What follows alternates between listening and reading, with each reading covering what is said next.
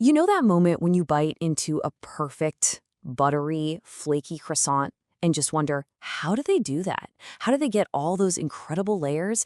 And why is a pie crust so tender and crumbly when a loaf of bread is chewy?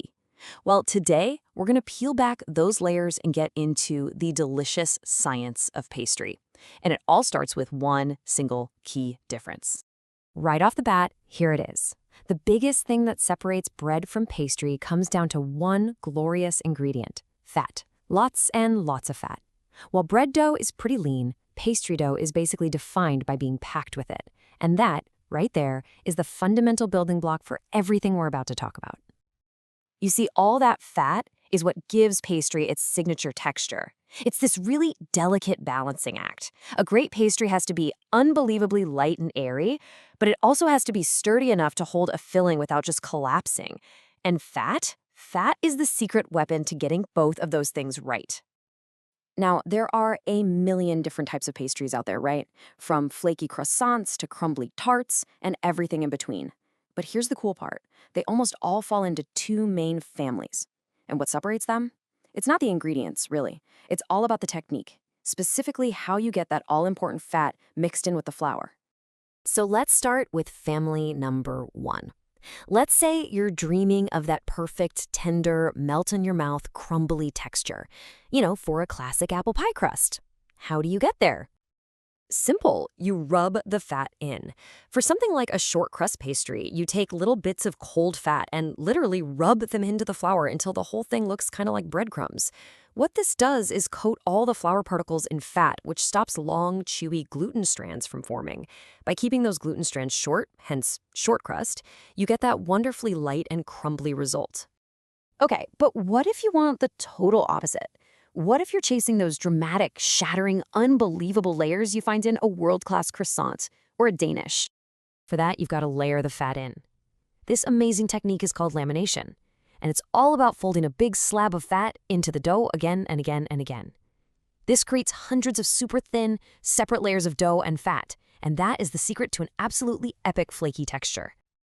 To really wrap our heads around this whole layering thing, let's do a deep dive into the most dramatic example of all: puff pastry. We are about to pull back the curtain and see exactly how this magic trick works. So what actually gives puff pastry that incredible rise? I mean, it expands like crazy in the oven, so it must have some powerful leavening agent, right?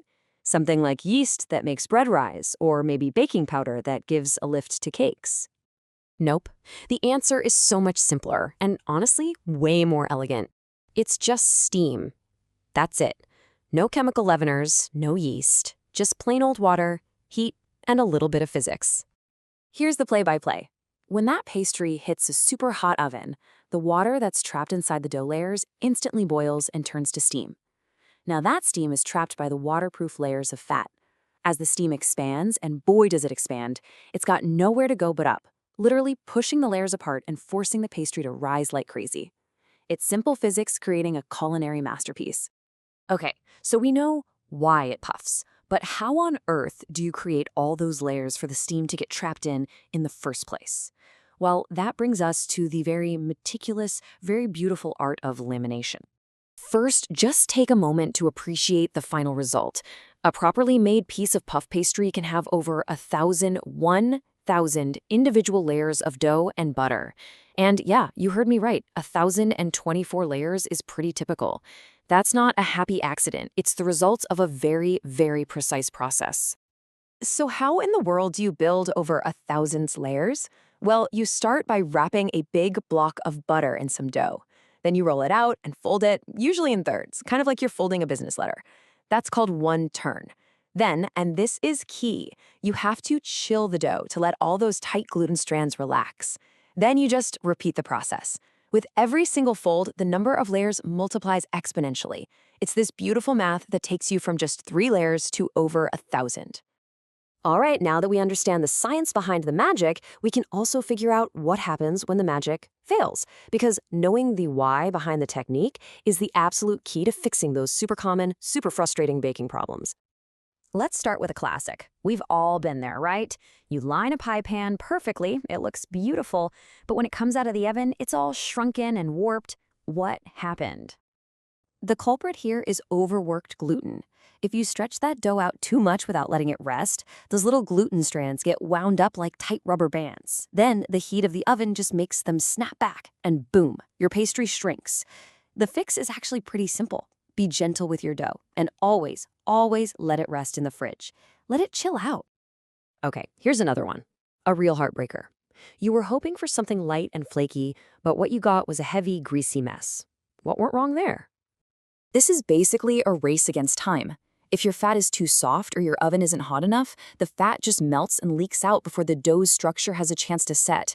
You need that initial blast of high heat, we're talking 200, 210 degrees Celsius, to instantly turn that water into steam. That's what gives you the lift and the flaky layers instead of just a sad, greasy pool of melted butter. And finally, the one that makes every baker want to cry, especially when you're trying puff pastry. You do all that careful folding, all that work, only to watch a puddle of butter form on the baking sheet in the oven. Ugh, it's just the worst. This one is all about temperature control. For lamination to work, the butter and the dough have to have the same cool, firm consistency. They need to be partners. If the butter is too soft, it'll just get absorbed by the dough instead of making a distinct layer, and if it's too hard, it'll just break right through the dough. Keeping everything properly chilled isn't just a suggestion, it's completely non-negotiable. And really, this kind of gets to the heart of it all. Pastry uses the simplest of ingredients, right? Flour, water, salt, and fat. That's pretty much it. But it's the technique, the physical way you handle those ingredients, that transforms them from something so simple into something truly extraordinary. So the next time you get to enjoy a piece of pastry, I really hope you see more than just a tasty treat. You'll see the science of gluten, the physics of steam, and the incredible art of lamination all working together. Simple ingredients, complex science. So the real question is, what are you going to notice in your next bite?